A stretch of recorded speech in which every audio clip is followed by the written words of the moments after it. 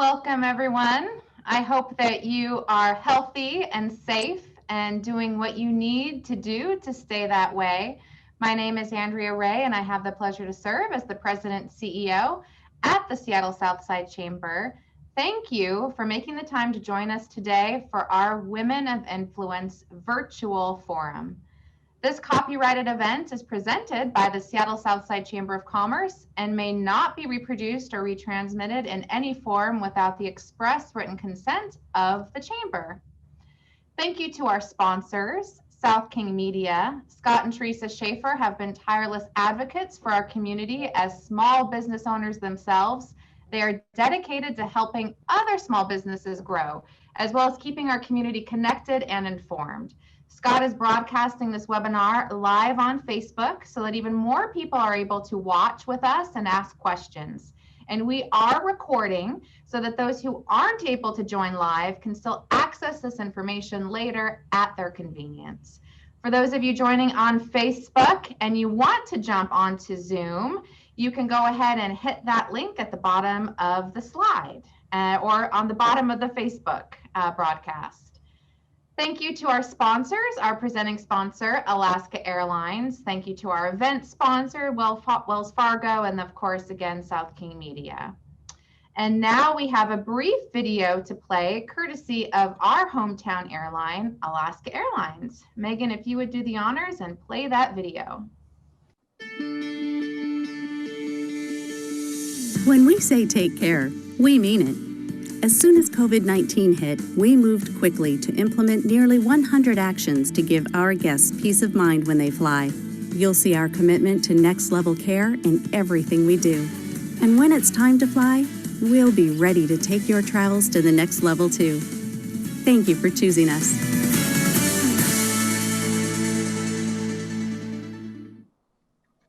Thank you, Megan, and thank you, Alaska Airlines. On behalf of our board and staff, welcome to our Women of Influence Forum. Our goal for this event is to gather our community together and engage in an open discussion on topics that are often overlooked or not given the priority they deserve. Specifically, we believe that in order to continue to advance gender equity, or what would have been traditionally viewed in the past as women's issues, requires a more holistic approach, and that economic equity, opposing racism, fighting bigotry against LGBTQ+ community, and violence against women is work that the business community can and should take a leadership role in. This event is not organized to be a challenge or focus on the problems, but to focus on solutions and to celebrate our accomplishments and how we can support one another as we lift one another up. Usually we would be enjoying this event in person at Anthony's in Des Moines, and out of an abundance of caution, we are now hosting all of our events virtually through spring of 2021. Although we do encourage you to continue to support our local businesses, I know that I am very much looking forward to picking up a curbside order from Anthony's on my way home tonight. And if you're looking for a list of local businesses to support or want to know how you can, please check out our website, seattlesouthsidechamber.com. The Chamber will continue to produce virtual events on subjects impacting our community. We know providing opportunities to share information and connect will make our community stronger and ready for recovery. And we hope you can join us for more of these opportunities. And if you or your company is able to donate or sponsor our work so that we can continue to serve our community in and through every challenge, it would be greatly appreciated.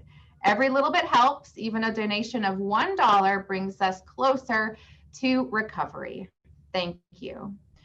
Want to do a special welcome to our new members. Of course, if you or anyone you know might be interested in joining the Chamber, please don't hesitate to contact us, and we can help you help show you how you can connect.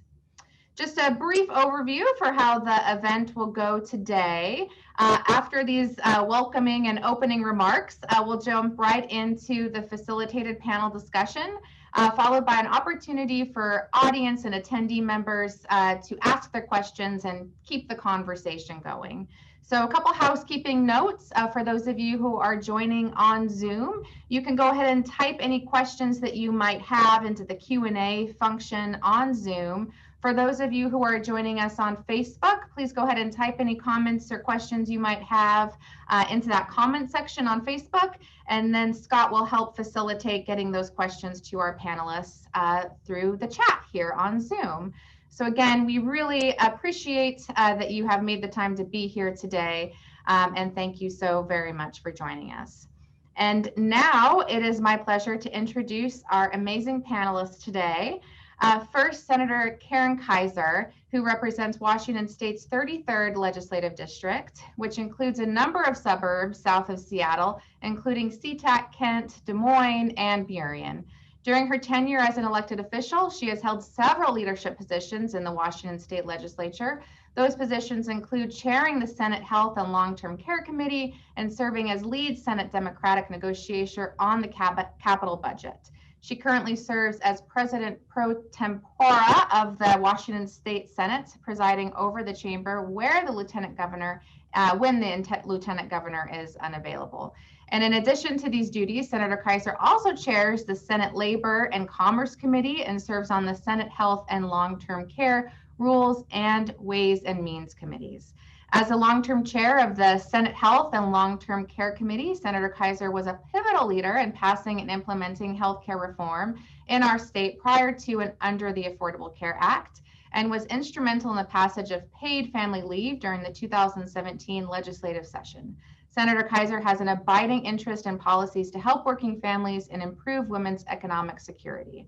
Among the numerous awards and recognitions she has received for her work, Senator Kaiser is especially appreciative of the American Cancer Society's Legislative Champion Award, the Washington State Nurses Association Legislator of the Year Award, and the Retired School Employees Legislative Excellence Award. Senator Kaiser resides in Des Moines, so she is close to Anthony's and has 3 adult children. She enjoys walking her dog, reading, and gardening, and loves music. She is a longtime Pacific Northwest Ballet and Seattle Opera season ticket holder and has been known to break out in song herself. Senator Kaiser, you know I worked at Seattle Opera for a number of years, so happy to see that you are a huge opera fan, as am I, and thank you so much for being with us today. Our next panelist, Vasuda Sharma, is an author, keynote speaker, storyteller, coach, diversity, equity, and inclusion advocate, and a wellness expert. She also has her doctor of physical therapy. She enjoys working on DEI strategies as a member of the Mayor's Inclusion Task Force in Renton, Washington. She has been an avid blog writer and contributor to many columns published in newspapers serving the Asian and Indian population. She is also the founder of the nonprofit Voice of Planet, with a mission to promote inclusion through cultural activities and community outreach. Vasuda is originally from New Delhi, India, and currently resides in the suburbs of Seattle with her husband and her 2 boys.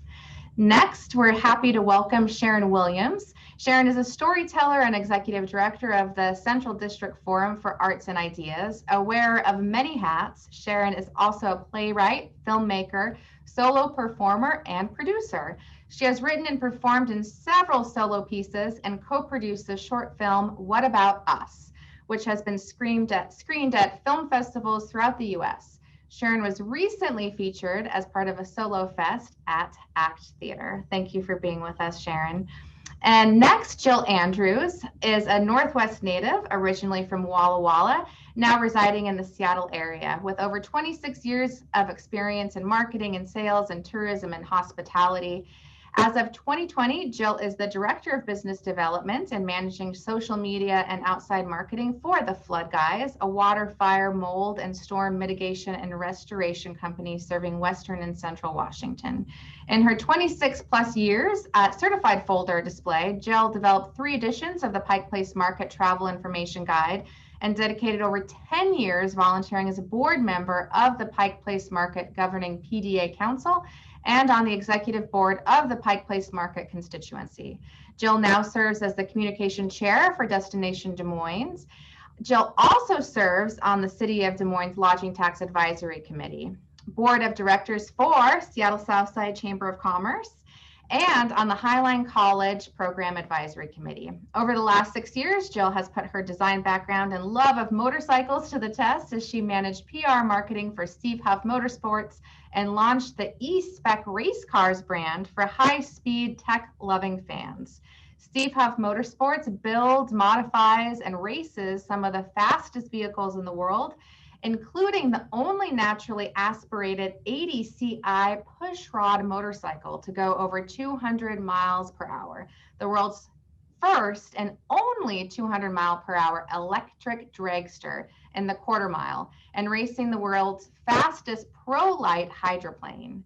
So again, we're going to go fast here, continue to go fast, panelists. Really appreciate everything that you have done to be with us here today. And thank you so very much for joining us. And now we have a couple of questions that I know we sent to our panelists ahead of time just to kind of start, the discussion going.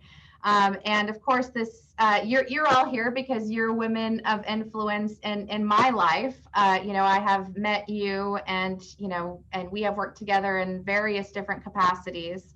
And I've thought a lot about this and in thinking about just what does influence mean, and not only what does it mean to you personally as a professional in your own right, but what does it mean to use your influence, responsibly? So I'll just open up the discussion.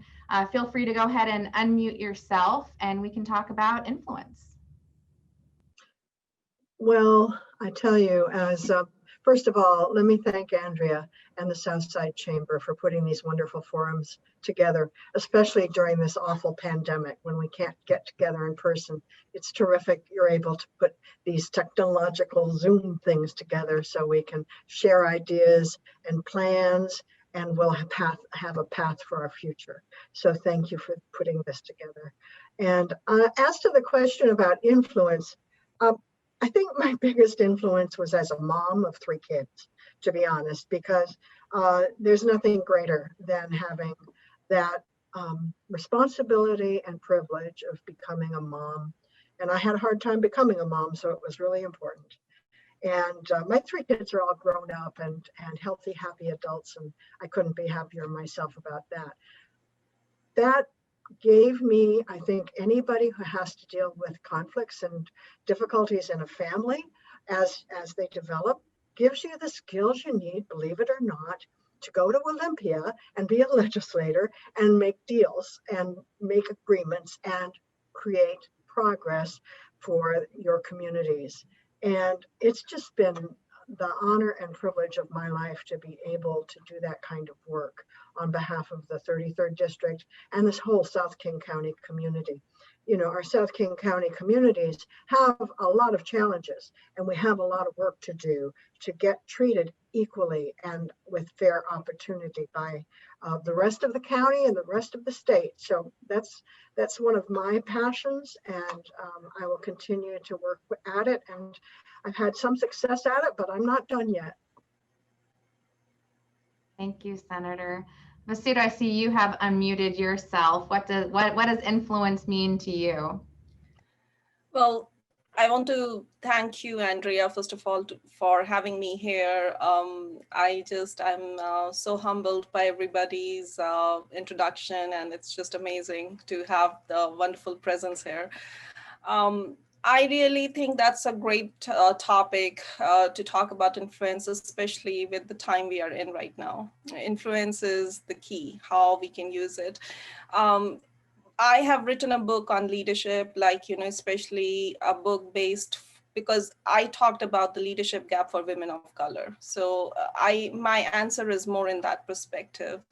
I had, an opportunity to spend some time with you early this year. And that was a time, I hope you remember that wonderful day in Olympia, when we went and we were, that was influence for me, just to be around those great, amazing leaders, those women who have very similar goals like us, but at the same time, just to have their presence. It was head it was hand, it was heart. You know, the reason I say head, hand, and heart is head is like we were thinking logically, we were so passionate with our heart, and you know, we were also, you know, thinking of some sort of collaboration, like, you know, our little sisterhood we had. So I think influence is a total package. You know, you can influence a person on so many different levels, and it is always with you. A lot of times I see women try to short sell themselves, and they'll say, I'm not important, you know, or my story is not important, or I don't think I can make a difference. I come from India, and you know, I have a very famous philanthropist from India, Mother Teresa, and one of her you know, quotes is very, very important for me. She said, I alone cannot change the world, but I can cast a stone in the water and create many ripples. I think influence is that ripple, influence is that ability to cast the ripple, and we all can throw that stone in the water. It's not, it's with us. So I really feel influence is something we all have. It lies in being genuine. It lies in, you know, being honest, and it really lies in, you know, sharing our senses with others. So that's how I feel about influence, and you know, I really recall that day in Olympia every time I talk about it.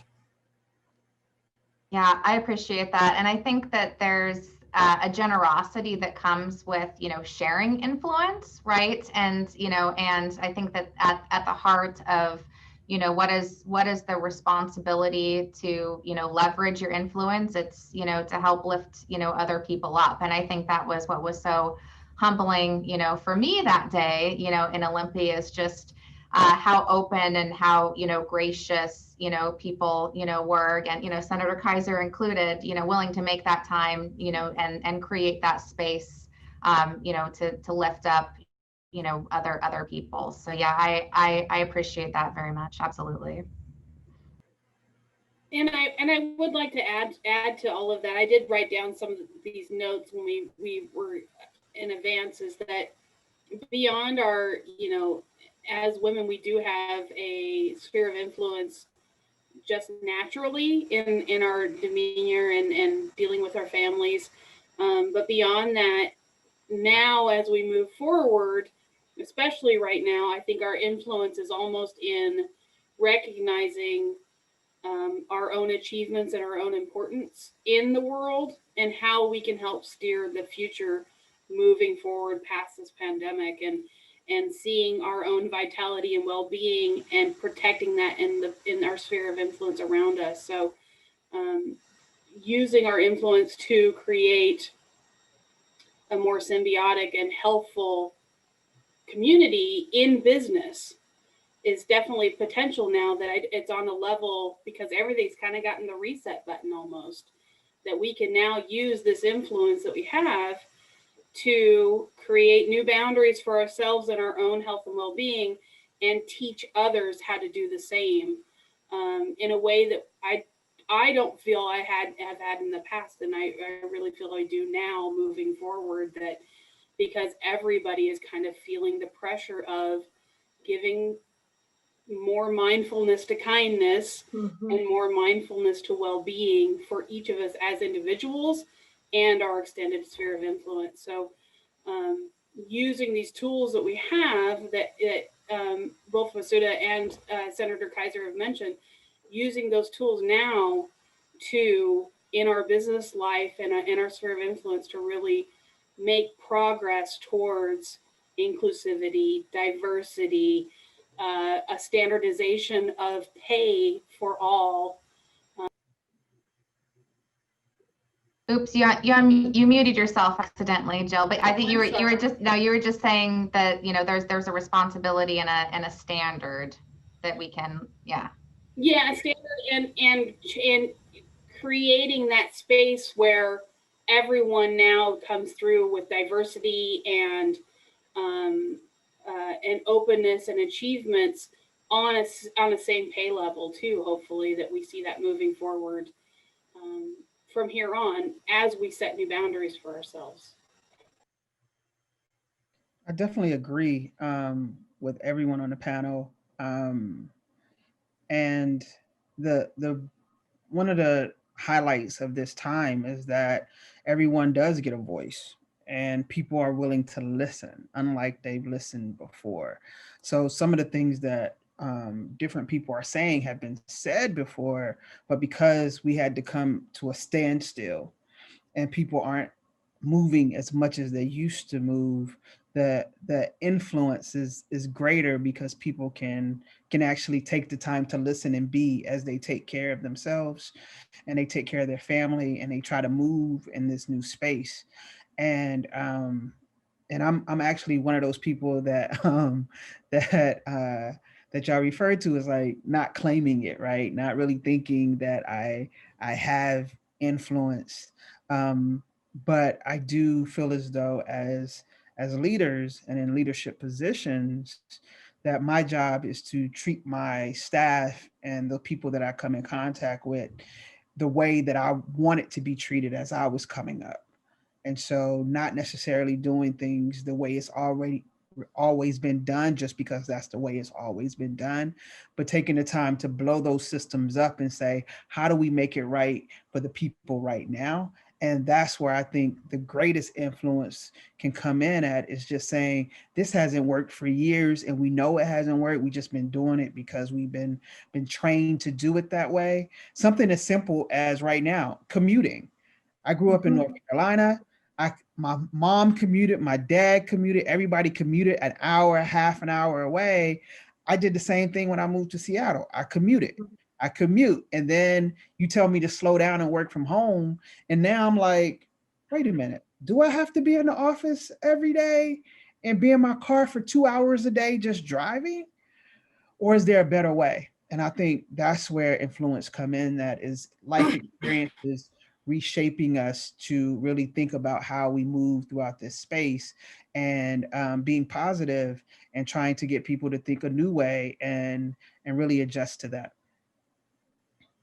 I appreciate that so much, Sharon. I think, we were both interns at Seattle Repertory Theater, together, not too far apart from each other. And, I think about, who I was as a, 21-year-old, starting off as, as a professional in the, entertainment theater, art scene. And, I definitely just, there was so much that I felt I had to prove, right? I had, you have two jobs. Well, I'll have three jobs, right?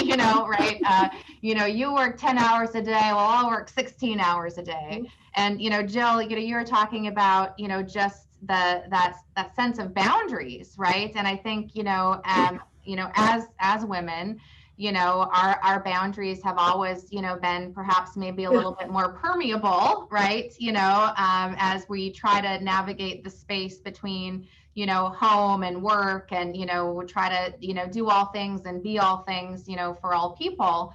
And, this was really a reset button, for me as well, to say, like, okay, I'm working at home now, March through, May. And, how do I now create that balance? So yeah, it's been, it's an opportunity, for sure, to just kind of, recheck ourselves and, think more about how we can, live more authentically, for ourselves, but then, also be better leaders for our community. So I appreciate that discussion. Absolutely. Again, thinking about, influence and thinking about, leaders and, our different lived experience, we've all experienced, challenges. And, part of, I hope, Vasuda, as you were talking about, creating those ripples, is that, as we are creating those ripples, hopefully we're smoothing the path a little bit more, for those that come after us, right? I think about, I have a 14-year-old daughter, and things that, I just accepted as, well, this is just the way things are. There's no way. I'm like, well, that's not good enough for you. That's not good enough for my daughter, right? I want it to be smoother, as we go, into the future. What are some challenges, that you've experienced, and, how have you overcome them, or, how do you hope, that the future could be a little bit smoother as we move forward? Well, I've had my challenges, and I'm still having them, because as we work from home, as I am working from home, I'm depending on technology, and my instincts and intuition about technology, flat out awful. I can't make it work. I have to be talked through step by step, and don't have the innate ability, it seems like my kids have, and everybody else seems to have, on how to achieve a smooth functioning Zoom call or Teams event or WebEx seminar or whatever platform we're working on. And it has seemed to me in the last few months that I am spending more time on technology challenges than on actual work for policy change. And that drives me a little crazy, because I would really spend, I think, more time on policy if I had my preference.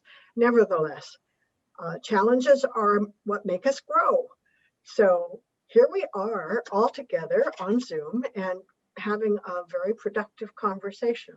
And I'll get through this just like I've gotten through other challenges, and hopefully we'll come out the other side all better for it. This change that we've had, this huge shift, this almost paradigm shift in the way we're working and communicating, is a challenge for all of us. But good things can come out of it. And I'll just mention, in the healthcare field, because I spend a lot of attention on that, we have pushed and struggled for years to get the healthcare providers and institutions to really update their technologies and do something called telehealth, right? And we've been talking about this since about 2012. It's now 2020. And all of a sudden this year, guess what? They figured out that they really needed to do this. And they found that it's been incredibly helpful, not only to their organizations, but to their patients. So we can make great leaps forward with this technology, even though it's a challenge. Yeah, I agree. I think technology has been all of our challenges, and as an artist specifically, I just had the opportunity. I came up into this challenge where I did a live stream performance, and when I finished the performance, my team notified me that there was some technical issues, and I was like, "What are you talking about?" And then the next day, I got more input on there being some technical issues. And I was really disheartened and embarrassed. And how could I have done all this preparation and it not go right? And so we decided to do it again. So we went back and on this past Saturday and re-recorded the whole thing. We didn't live stream it, we just re-recorded it so we can get it right. So I think one thing about challenges is admitting that it's a challenge, but then figuring out how do you make it right and how do you make it better. And so that was one of the things that I've gone through as an artist. And as an executive director, one of the things I've gone through is what the senator was speaking of technology. How do I change from live performance to virtual performance? And how do we make that happen with the team that we have? And so shifting staff members around and contractors around to do different jobs was really interesting and fun. It ended up being fun and challenging for everyone and keeping people interested in the work. But also, as being a Black woman in America right now, or in the world, the whole challenge around how do you make decisions that support the movement and not necessarily dishearten the movement. So, and having those conversations of how do we be a part of the conversation? How do I find my way into the conversation? And then how do I make sure I don't make any missteps to where I feel as though somebody might get the wrong response of what I'm doing. And so it's like me and a friend joked and we was like, it's a phone a friend time period, right? Where if you're about to make a move, you need to call somebody and say, I'm thinking about doing this. Do you think, how would the movement or the community see me in doing that? And so it's a really hard time to even make decisions as an executive director, because it's like, I don't want to offend my community, and I just want to help uplift it. And that's a heavy weight to carry. Well, thank you for sharing that. I totally agree about the technology part. but at the same time, I can hear some noises in my home of my little kids. And I feel like as a woman, I'm wearing so many hats. I am taking care of my family. I am trying to keep it quiet while I'm on a Zoom call. I also want to follow my heart, and I just wrote a book. It's being released tomorrow, and then I do. Yes, thank you. And I at the same time, I am trying to definitely keep my job and make sure I'm performing really well. We all I tried not to be a perfectionist anymore, but that was a big challenge for me to overcome, because I think as a woman, that was always something which killed me, trying to really do so much better, and constantly fighting myself. That personal challenge was what I felt like, one thing Andrea, the question that how did I overcame by telling myself that done is better than perfect. I have to just start doing things rather than creating the perfection around it. And that was a challenge for me, and it took a while, and I wish I knew it sooner. But a lot we learn from experience, but at the same time, I figured out that, while other people are trying to deal with their challenges, looking at that, and not everybody has to have a major achievement. To give you an example, to look at how they did the time management better, how they were able to, have that intersectionality, which I have, and, still have great results. So I think a lot was definitely to share, to talk, to reach out. I am a believer in storytelling. That's why, I really love this panel, because I feel like stories really connect people. And we all feel sometimes, oh, that's not important. I really feel like sharing your story, and even those little little victories we have, those really mean a lot, and that helped me. So learning not to be perfect was something which was amazing discovery for myself, to overcome that challenge of time and wasting my time, and just as a woman, I was able to do more and achieve more by that. You Vasuda, mentioned, oh, sorry, go ahead. What's the name of your book? I feel like I was just going to say, tell us about your book. Yes, thank you for asking. The name of my book is Why She Must Lead. It's about the leadership gap for the women of color. I have been, I love writing, and I have been thinking about this topic for a long time. I wanted to, write about this topic because of my personal experience as well. When I took a leadership position and how I felt, I wanted to write the both sides, when women are striving for that role and when women achieve that role. There's a lot to share about it. And I know there was a lot of negativity around that topic, like, oh, well, women will pull you down. And I want to look at it in a way, like, like Andrea is saying, like in a problem solving way. Let's look at it in a way that gives us a little bit better insight than, just tuck it under the carpet and let's not think about it. So that's what the name of my book is, Why She Must Lead. It will be on Kindle tomorrow. So if you have some little time, please do download it. It's only 99 cents. The hardcover can be ordered on my website. But thank you for asking that. It made my day. I have to agree, Vasuda. I think you're right on with the kind of rethinking what is perfect and not perfect, or what's done and doesn't need to be perfect. That was one of the things I actually wrote down was it's time to delegate and use those delegation skills, because we can't do it all, and still, again, keep that healthy mindset. And as women in leadership roles, sometimes it's a lateral shift that will really help us reframe our world and take that delegation seat instead of trying to do everything over here in this pile. Let's just shift it slightly to the right and use our skills of telling the kids what to do. I'm very good. I don't have any kids, but I can herd cats like crazy. If you've ever done a team of racers and trying to get them all going in the same direction, it's fun times. But that was one of the things I kind of put in my notes leading into this today was the do-it-all mindset is kind of out the door now, and that's for the better. For us as leaders, the best leaders, and I've been reading a lot, Zig Ziglar is one of my favorite quotes, and getting things from him, and reading his daily affirmations of the best leaders are the ones who make the best leaders behind them. And it's not because they do it all, it's because they help everybody else do what they're best at. And so using that leadership role, overcoming the challenges by helping other people learn to overcome their challenges and not doing it all for them. It's a hard role to take, because we all know we do it best.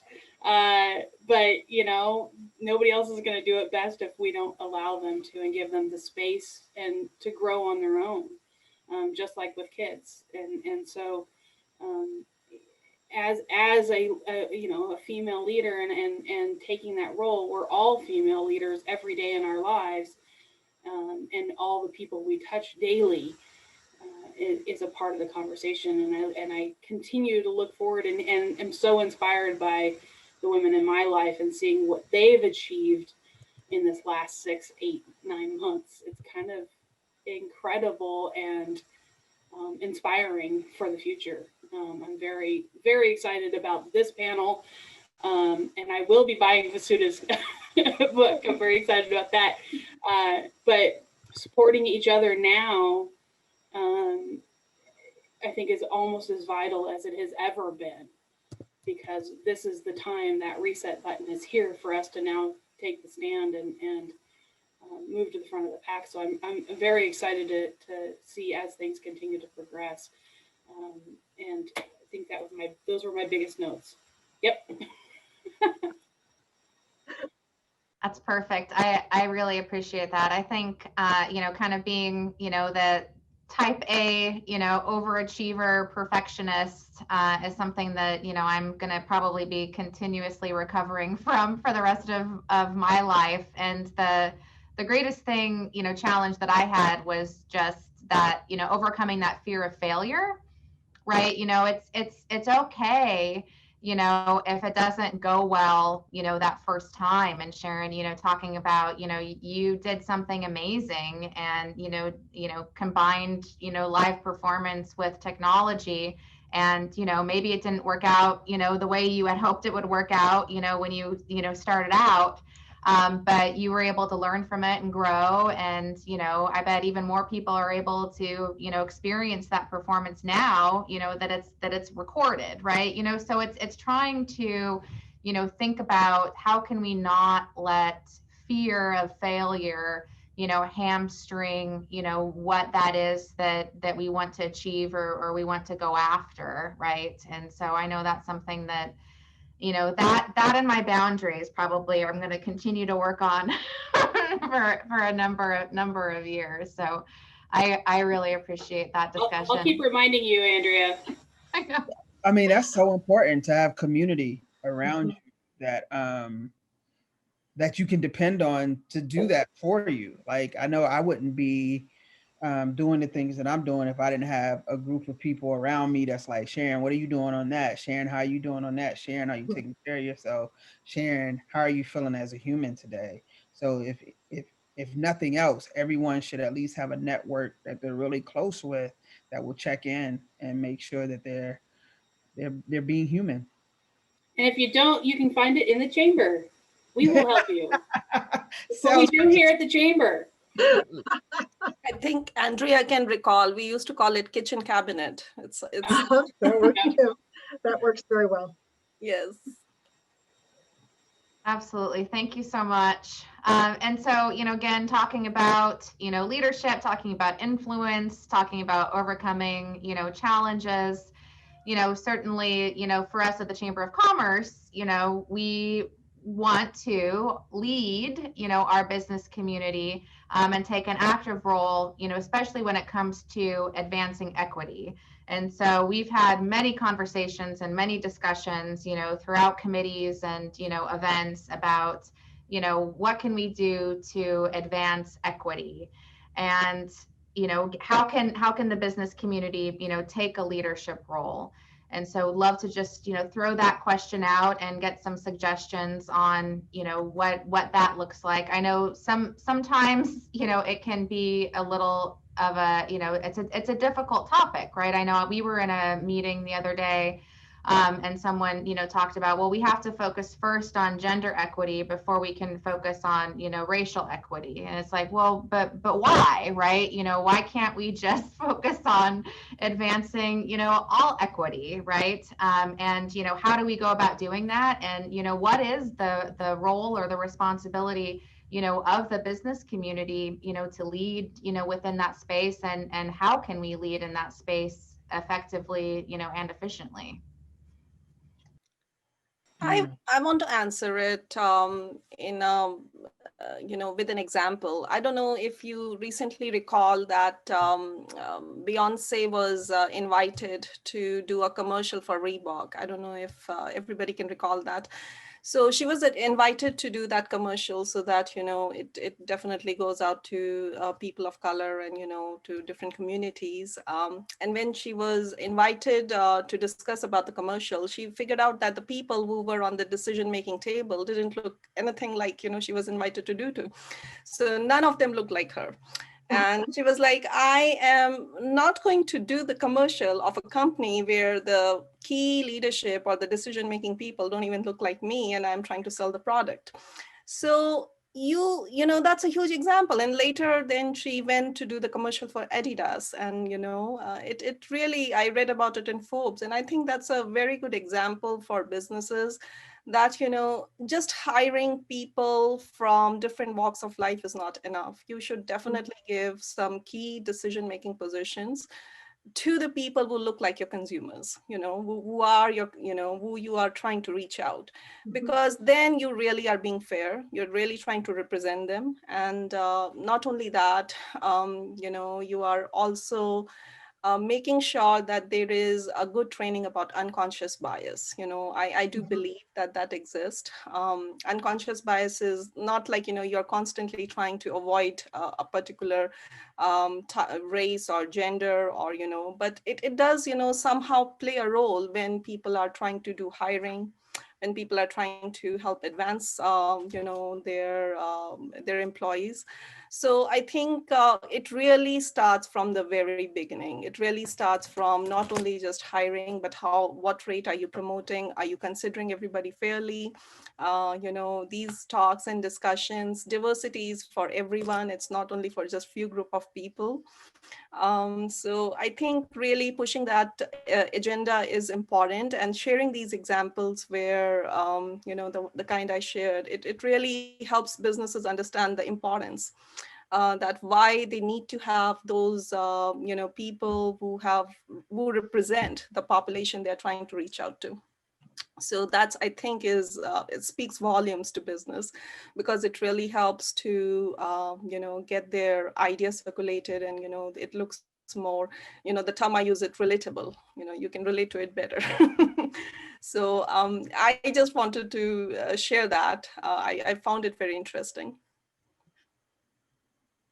And I think also it's not only business, but it's also our entire civic world, as well as our nonprofit organizations, all need to really aggressively work on changing culture.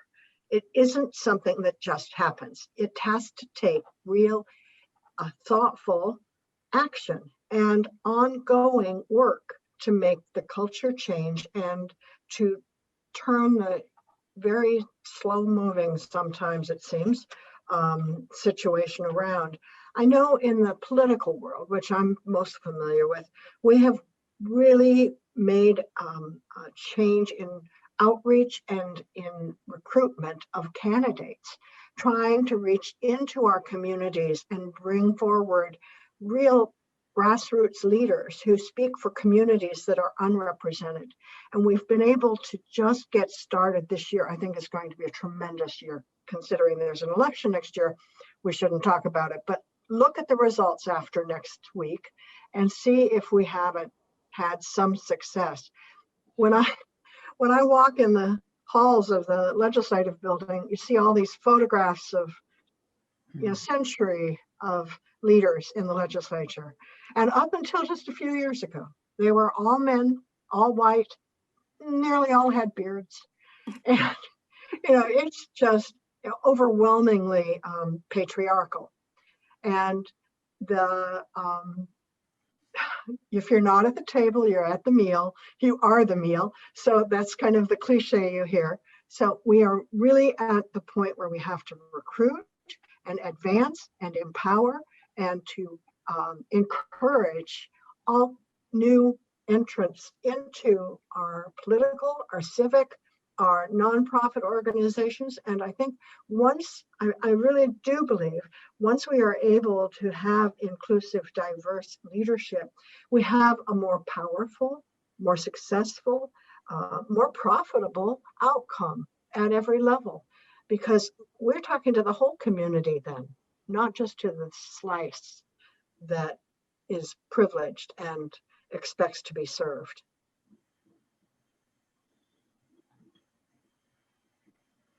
Yeah, I really appreciate that challenging of the culture. And again, thinking about as a young person, there's this acceptance of culture. Oh, well, this is just the way things are, right? And yeah, there definitely was something that kind of flipped a switch, again in my head, when I became a parent, right? Because again, what was okay for me was not okay for my kids, right? And so, I think about I ran for Burien City Council in 2013, and I was, this was what, gosh, 7 years ago, and I was a 33-year-old, married woman, college graduate, and knocking on doors, some of the questions that you would get challenged with, which is just, well, this isn't your space, right?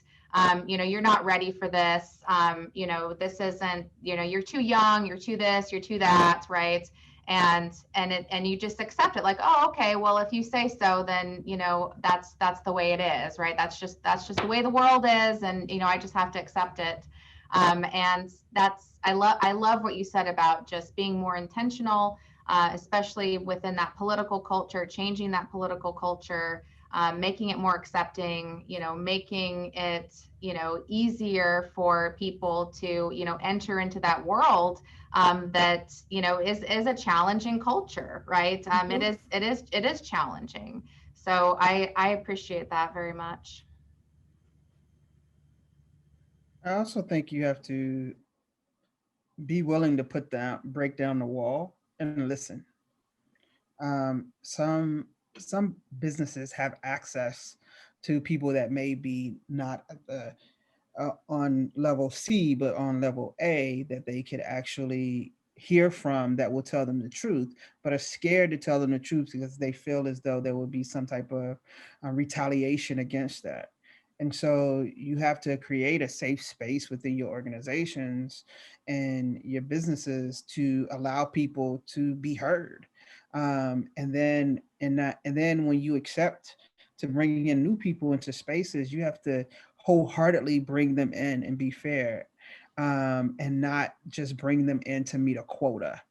And make them feel, it kills me when organizations ask, well, how do you make people feel at home?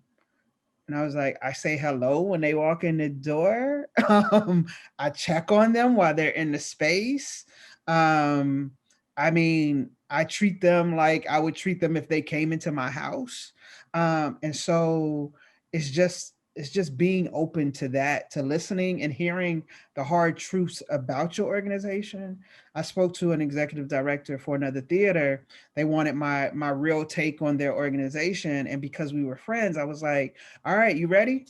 Let's go. And I just laid it all out, and they really appreciated that. And so having those hard conversations where you think you might have been doing something good, and acknowledging that you don't. Just because you have a diversity, equity, and inclusion committee doesn't mean that you're actually doing the work. And I've sat on that committee in different organizations and been like, okay, what is this about? because I'm here for racial equity and this is here for something else. And so being very honest and getting back to the point of the importance of seeing someone that looks like me in your business and in your company. I didn't realize that, Andrea, until I was at the Seattle rep. And I went to a historically Black college university. I went to a very diverse type school in North Carolina. But when I was at the Seattle rep, all the shows, it was actually a diverse season, but the majority of the shows were white. Entire team, everybody's white. And then August Wilson's show came in, Ma Rainey's Black Bottom, and there was so much Blackness behind the scenes and on the stage that when they left that building, I was sad.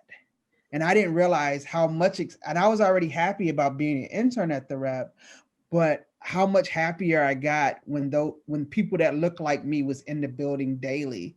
And then when they left, I was like, what's wrong with me? Why am I not as excited? And it was that my people were gone. We were back to the 2 or 3 Black people in the building and moving forward. And so really knowing that really does play with your psyche when you don't see people that look like you. Do you think, Sharon, that's because there's or any of the panelists really, when you don't see that person that looks like you in leadership roles, female, person of color, Asian, whatever it is, LGBTQ too is a big stance for my friends in sphere of influences, is not seeing that leadership with you feels like you don't have empathy. They don't have empathy for you and you don't have empathy for them because there's no commonality.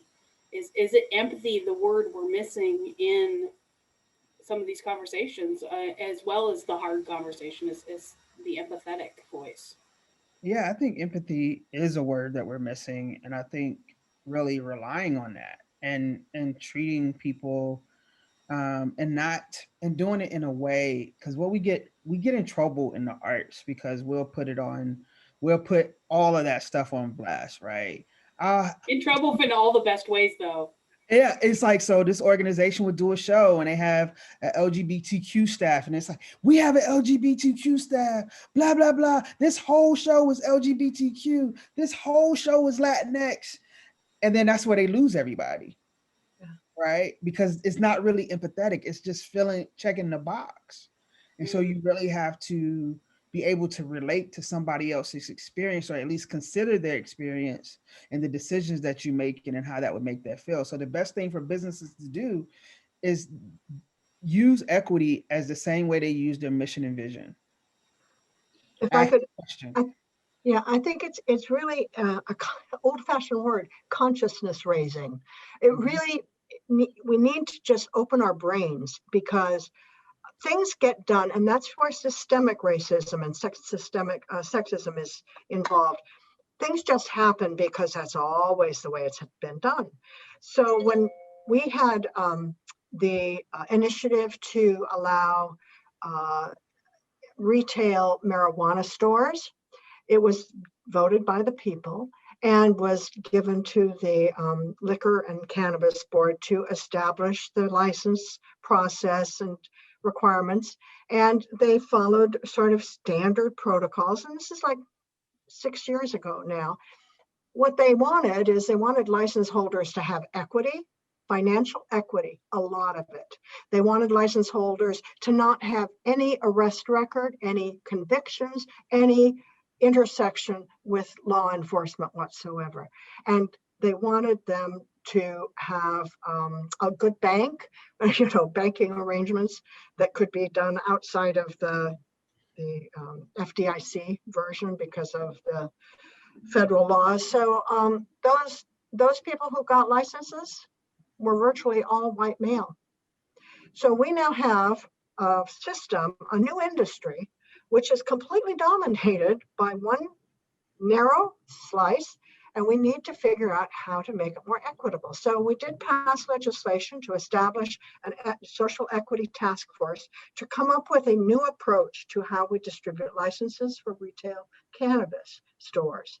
These are really big businesses and important parts of our society now. So, just as an aside, the largest consumer group using cannabis these days are senior citizens. It's true. I'm Well, going to tell my hopefully daddy. new store will help change some of that diversity too. Yeah. But that's an example of how things get put into place, even in this day and age, where unintentionally and unconsciously, it ended up being a very white male thing when it shouldn't have been. I totally agree to all the panelists here, but I also feel that businesses should walk the talk. Like I often see, I'll see a great social media site with a very diverse people on the site, and there is a lot of mission statement and things like that. And when I actually go in there, I do feel, even as a person of color, not as welcome as I thought I would be. And welcome is again, same like like way Sharon described. It's not like somebody has to go out of the way to do that. It's just very, very small gestures which mean a whole lot to you, because just seeing somebody who looks like you there really speaks volume. And another thing which I think I mentioned previously, and I really feel that really helps businesses, is to have not just, don't hire as a token or a checkbox, like have somebody from a particular, hire it with purpose, hire it, you should have a sense of purpose in having your employee in key positions. And also, make sure, like, same thing which Sharon said, that we are not just sitting on a table to discuss equity. We, like one of the thing with the diversity, inclusion, and equity is diversity is like being invited to the party, and inclusion is being asked to dance. So you definitely need to do that gesture. You definitely need to make sure they're invited to the dance as well, not just invited to the party. So I strongly feel that, there is a very great advantage in diversity, and there is, the volumes could be said about it, but businesses or even nonprofits, as Senator Kaiser mentioned, different walks of life, or different organizations, definitely have to walk the talk, according to what I feel, because I do see a lot of noise around it. But, I think we still have to see that. And they have to walk the talk, and they have to give some, I hate this word, power to diversity, equity, inclusions committees. Like the biggest thing that I hear from employees, from that's in corporations, is that, oh, I'm on the diversity, equity, and inclusion committee, but we have no power. We are just workers that are saying these things that need to happen, and there we can give them a proposal, but it doesn't mean that it's going to be used. And so, don't people don't want to waste their time. If you don't want, one thing I love about North Carolina is that the people that are against you and are not in the same line as you. And here in Seattle, we have this passive aggressive thing where we want to talk about things, and we and we, oh, I really would like that, but then I just don't do the work for it. But at least in North Carolina, I know who yard I can stop at and who yard I can't stop at because of the signs that they have out there. And so, stop BSing and just do the work. Well, Sharon, I have to say, I think you should take and use the word power, because if we don't get things done. We can't be afraid of power. We have to use it for our shared goals and for the outcomes we want. And I would just say, I agree. I think there's a lot of play acting, not to be denigrating of play acting, but there's not real authenticity and sincerity about a lot of these efforts that are underway with committees and diversity. And I would follow that up. If you don't get it through the committee work and you don't have the outcomes that you think should happen, then take the next step and go to the legislative level and propose a bill or some other enacting, enabling power that would require steps. You tried, to do it at the committee level. You worked and you don't want to waste your time. We did get one bill passed last year. For example, we've been talking about getting women on corporate boards for decades and nothing's happened. So we passed a bill finally to say Washington state corporations must have at least 25% of their board members be women, or they have to explain why they aren't. And Wonderful. I think we could do Amazing. the same for a corporate board's people of color standard. And it's not actually enforceable, I guess. I mean, what are we going to do? Shut down a corporation? But it does put in statute that if they don't achieve this goal, they have to explain why not. And that's some level of power that we could use. Yeah, the accountability part is huge, keeping people accountable. I think that's a great idea, because again, getting to the point that unless we have measurable goals, we are just only talking about it. Yeah, I agree with that. Yeah, I just have my issue with the word power, in all honesty, is that I used to be a budget manager of office operations for Seattle Youth College of Nursing. And some of the nurses would say that I had all this power because I controlled the money and stuff. And I used to be like, I don't have no power. No, I'm just doing my job. It's the numbers. And so ever since then, I've been scarred. But I will take that. I will try to change my relationship with the word power.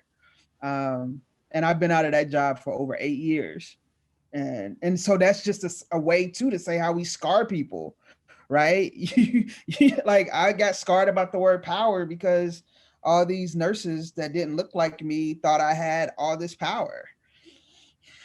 I'm so excited. I'm so sorry. I'm very, I'm listening to Sharon with a smile because I've written the whole chapter about myths on empowerment. So empowerment is so misleading sometimes. People don't, there are a lot of myths behind it.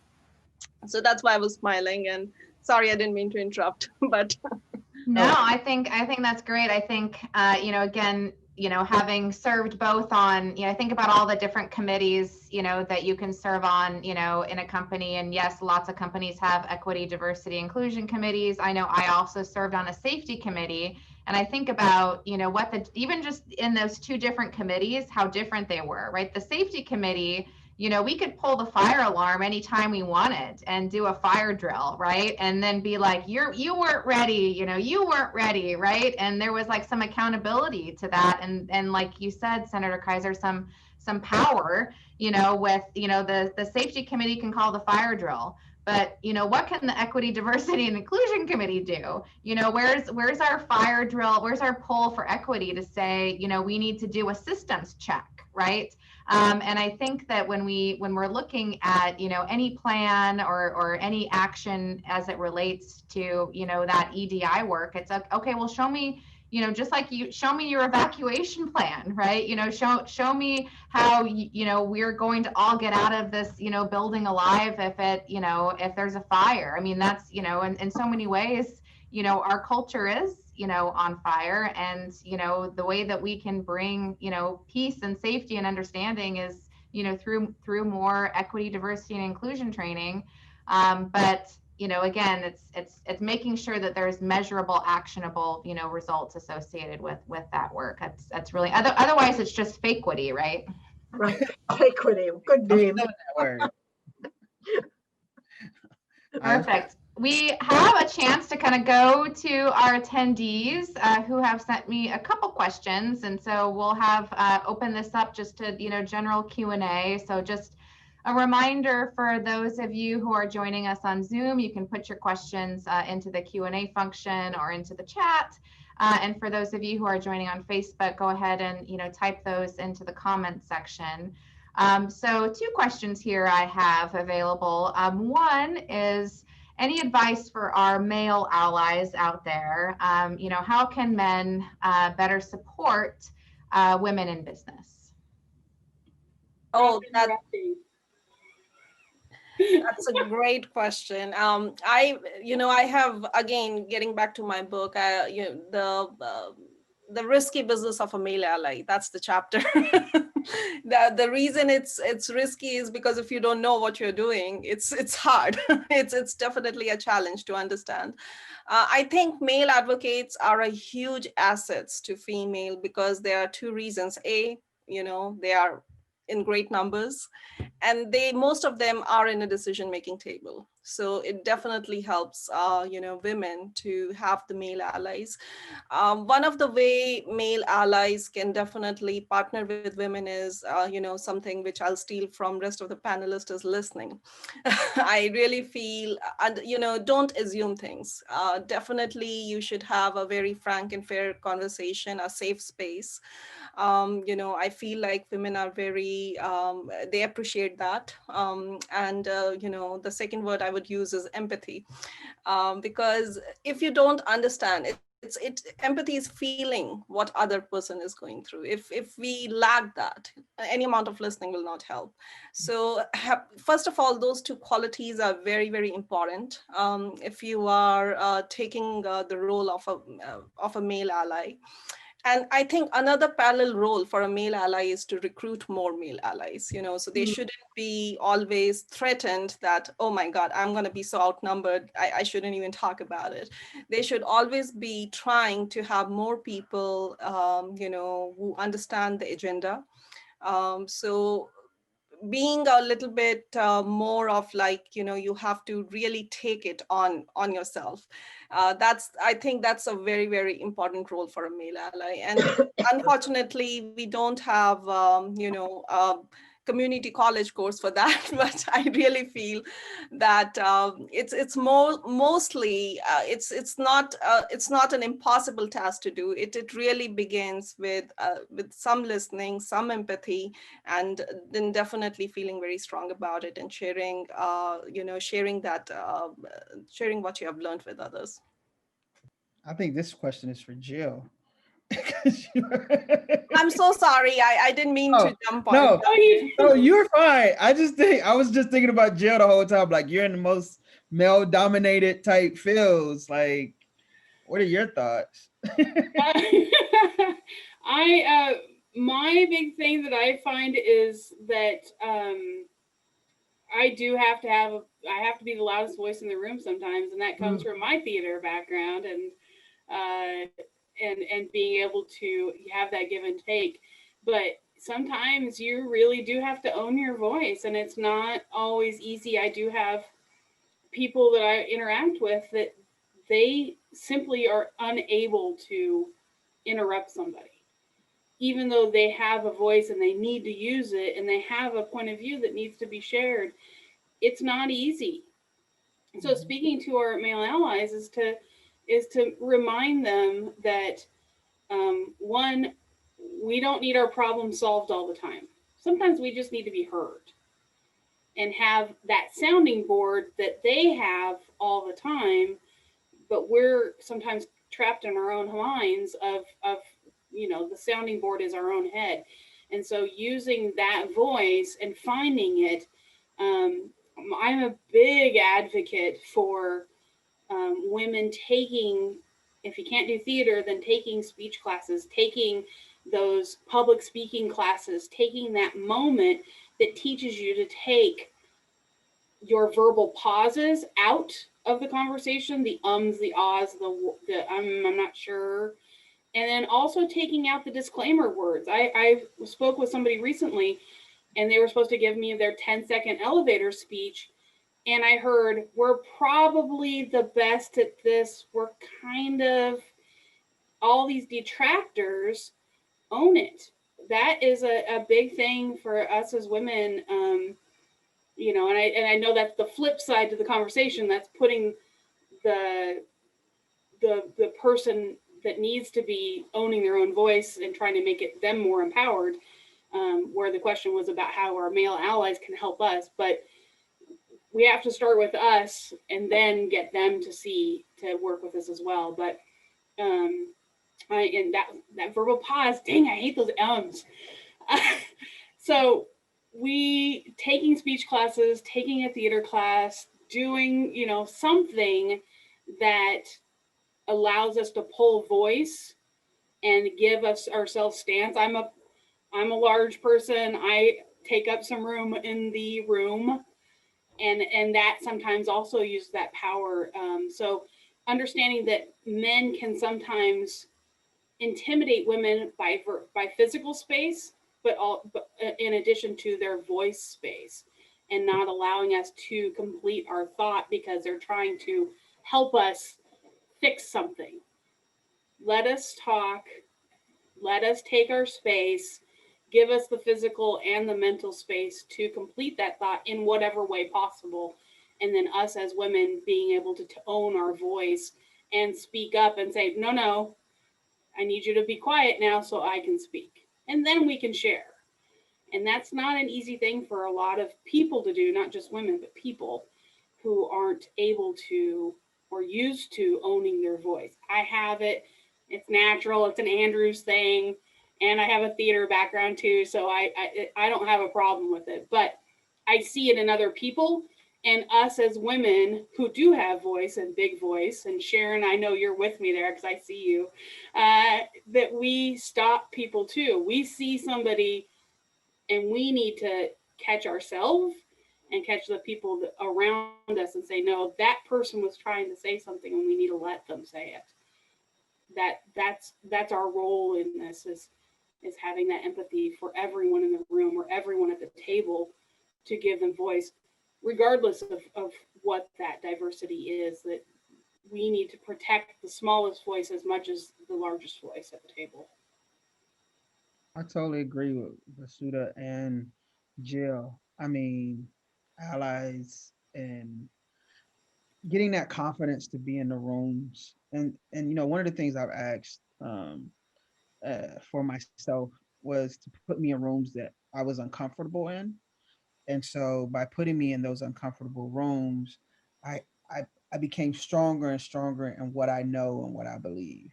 And so making sure that you're at that level of educating yourselves and knowing why you're important and why you're at that table to have that conversation. And I also love what Vasuda said about the allies.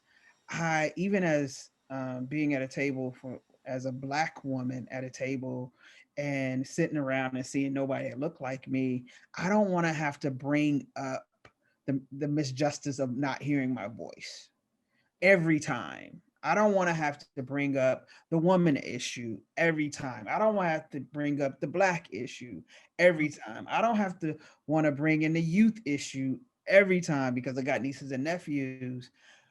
We need allies that can bring those things up too. So we're not sitting there and every time you see our hand raised or we ready to speak, it's about the issues that mean a lot to us because you're not saying anything. And then coming to us afterwards to say, I was really with you isn't enough. It's not enough if you're not at that table bringing it up. You felt it, open your mouth, say something, and we'll let us support you versus making all of us be as strong women that we are, having to have that conversation again and again and again when you know it's not right. Misogyny is real. Sharon is exactly right. Sharon is exactly right on point with that because allies are not allies if they don't speak up with you. Yeah, in the moment, not after, in the moment. That's right. Don't send me an email. You were in that room, right? Absolutely. We did a minority business roundtable several months ago, and we were talking a lot about allies, and something that, someone brought up in that forum was, more than an ally, I need an accomplice, right? Because an accomplice comes with me, right? They're standing by me, they're side by side, we're knee deep in the mud together. An ally might be like, good job, you can do it, right? It's like we need accomplices, to really, kind of get down and, get dirty and get the work done. And I know I've been so fortunate to have, female mentors and male mentors, and the commonality is absolutely in their ability to inspire trust. So like you were talking about, Sharon, that safe place, I feel at home. I feel like, I can kind of let my guard down and be my true authentic self, right? Establishing that trust in the relationship so that you can listen and you can get that honest feedback.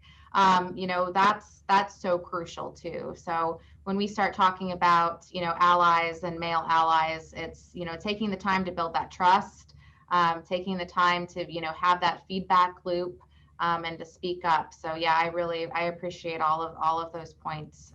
Anything else before I go on to a next question here? Great. All right. So next question. This is, kind of related to, again, not having fake witty, right?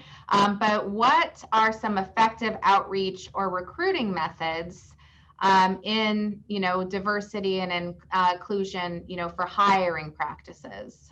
So I'll open that up, to the panel, and then I certainly have a couple tips. Okay.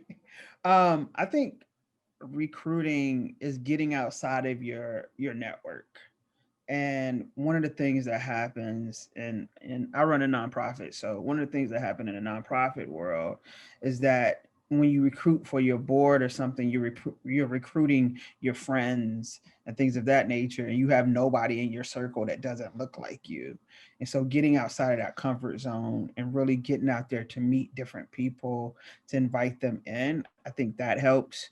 I think also looking at the organizations that you can probably partner with to get a more diverse, more diverse, what am I saying, a group of people to choose from, whether it's somebody like CD Forum that might just send it out randomly to our network because we present and produce Black cultural program, or somebody else, but having an authentic relationship with that group to say that it's a safe space for them to send that information out to their people for them to apply.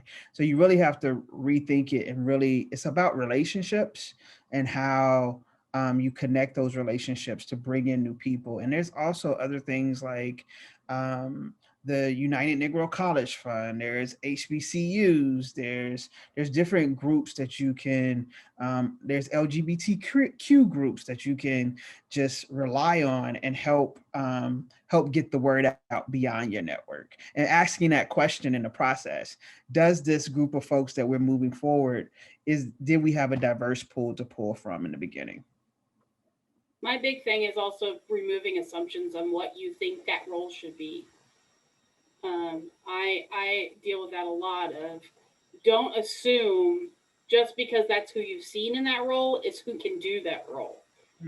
Pull that assumption out of it. And so that was be a big one for me. And the other one is I have helped a few small businesses kind of reevaluate their employee handbook and looking for language that is exclusivity language, and starting to pull some of that exclusivity, the gender exclusivity, age exclusivity is a big one for me too, that I really work on with some of my friends and partners in the world out there, that take removing that assumption of who can do this job out of that completely, and also taking it out of the handbook that they get once they do get the job. Is so there's almost two things that I would say is a part of that process of rethinking job titles or rethinking job roles and who should fill those roles. Yeah, I agree to that. And as I mentioned earlier in the discussion about the unconscious bias, the recruiting, definitely they need to have the staff responsible for job opportunities, or posting those opportunities or hiring. They really need to have some sort of training, and they need to have that understanding how that bias can work and play in. There are a lot of studies which have been done recently, some I have even shared in the book, that how, just the name, how the applicant had a name, that just looking at that name, people were biased against that application because it just read different. There is another great example. Kumar went to White Castle, actor Kalpen. So his name is Kalpen, but he had to change it to Kalpen to get some auditions so he can go and audition as an actor. So I really feel people need to understand that, how the bias plays a role when the hiring managers or recruiting department are looking at the applications, and they might filter out great candidates. They make a talent pipeline leaky by that. You might really have some great talents coming your way, but you were not able to pay attention because of that bias which was going on. So I really feel that would be crucial, recruiting. And I like what Sharon and Jill has also shared, that reaching out, outreach is definitely, you can't just sit at one place and just feel that all the applications would come to you. You have to reach diversity as well, as much as you want diversity to come to you. So I really agree to that reaching out efforts. And so both ways, reaching out and making sure your staff is really well trained on how they can make sure that they are not playing into barriers and biases while recruiting. Our culture and our communities also really have a role to play here. It was 10 years ago when we noticed that we were losing all kinds of women in the legislature. And so we started to recruit new candidates who were women. And it would take on average a request for an individual to think about running. Before she said yes, she had to be asked 7 times by different communities.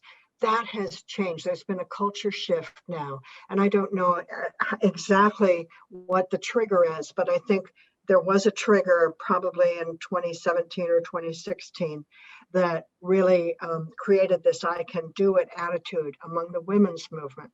I think the Black Lives Matter has had a culture change, a trigger time, and a point that we need to build on, and to make sure it doesn't fade away.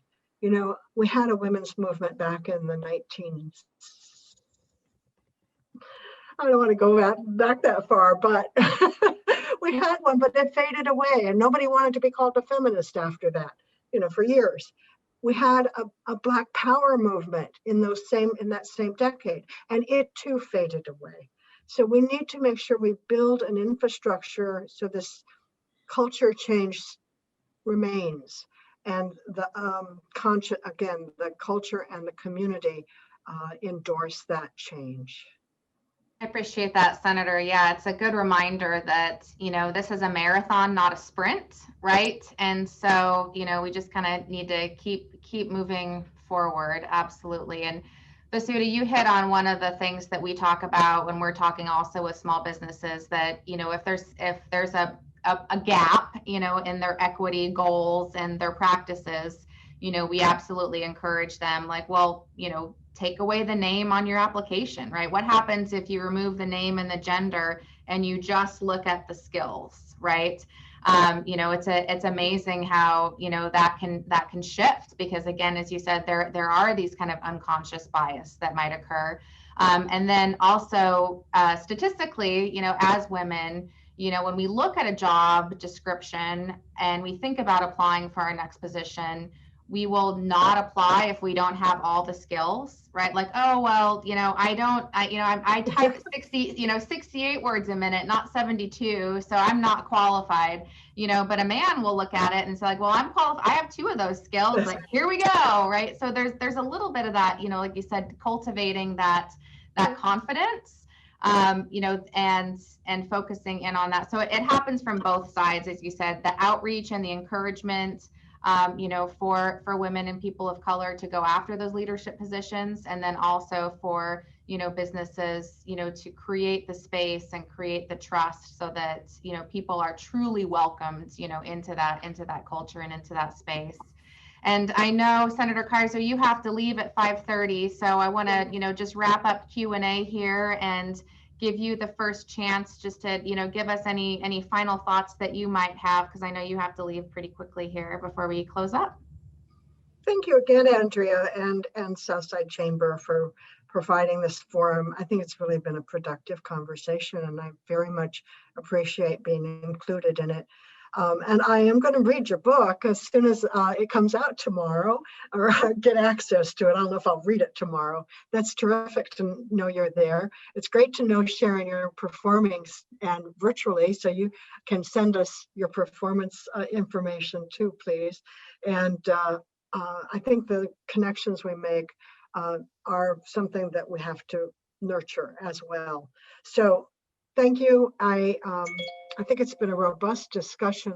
We do have to remain conscious. We can't believe that we've solved the problem, we've fixed the problem, we fixed that, we can go on from this. We have to maintain our attention. And we're not good at maintaining attention very long. So that's something we're going to have to work on. And that's a challenge for all of us. And I thank you. Yeah. Thank you, Senator.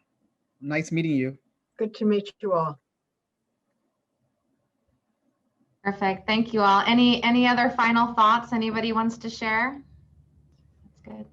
Again, I just really appreciate the opportunity to, kind of create the space to have the conversation. I think the more opportunities that we have to, have these public conversations, the more opportunities we have to kind of push back against, some myths or structures that will, continue to challenge us. So again, really appreciate everybody who took the time, to listen in on the conversation, who contributed by, asking their questions for the panel, and just know that we'll continue to provide these opportunities to engage as we move forward. So again, thank you so much to all of our panelists. Thank you to South King Media. Thank you to Alaska Airlines and to Wells Fargo and everyone who made the time to be with us here today and have these conversations. This webinar will be posted to our website, so you can view and share it later at seattlesouthsidechamber.com. And again, we have many more virtual events that will continue to come up. So if you are interested in attending any of our upcoming events, whether that's the Boeing Company, we have a smart webinar coming up next week. Please don't hesitate to go to our website, seattlesouthsidechamber.com, and check out our upcoming virtual events. You can also contact us if you have any questions about this program or any other programs that might be coming up. All right, thank you everyone. Have a great night.